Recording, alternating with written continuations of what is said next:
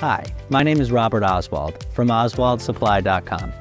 In this video, I'm going to show you how to replace a trash chute door baffle. So here are some basic safety precautions before we get started. Number 1, make sure all doors above and below the floor that you're working on are locked and secured. Number 2, make sure the compactor is off. In the event that you drop a tool, you'll be able to retrieve it and it won't damage any equipment. Just a few basic tools are required. Getting started. Prop open door.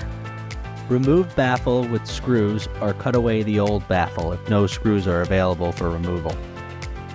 Position new baffle with hinge opening away from you and far enough back so that the baffle falls behind the door so as not to interrupt door function.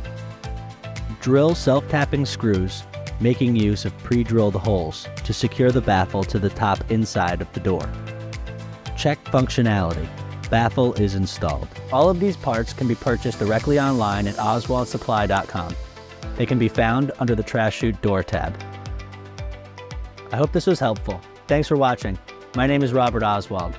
For more how-to videos, please visit our website, OswaldSupply.com.